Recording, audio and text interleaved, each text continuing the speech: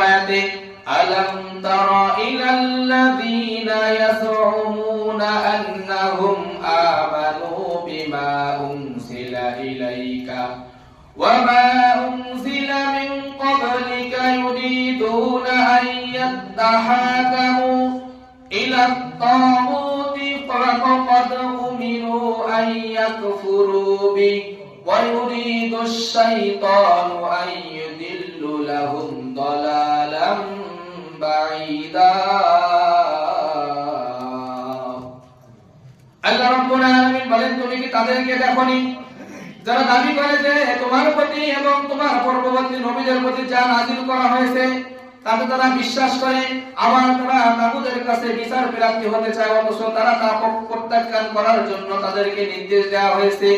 আর শয়তান তাদেরকে কঠিনভাবে পথভ্রষ্ট করতে চায়। কি করতেছে শয়তান?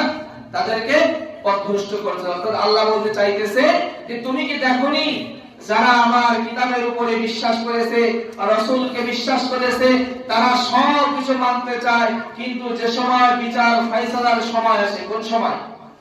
বিচার ফয়সালার সময় আসে, ঠিক সেই সময় তারা তাগুতের কাছে যে তাগুত যে বিচার প্রতিষ্ঠা করেছে, তাগুত যে বিচারের ইনসাফ প্রতিষ্ঠা করেছে, সেই তাগুতের বিচারের কাঠগড়ায় যে তারা সাহায্য চায়, তাগুতের বিচারের কাঠগড়ায় যে তারা সাহায্য চায়। আয়াতের ব্যাখ্যায় আল্লাহ বোঝাতে চেয়েছে যে মূলত এই সর্বভৌমত্বের মালিক আমি আল্লাহ।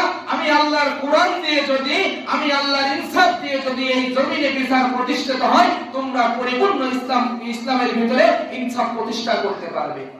কি প্রতিষ্ঠা করতে পারবে? ইনসাফ প্রতিষ্ঠা করতে পারবে।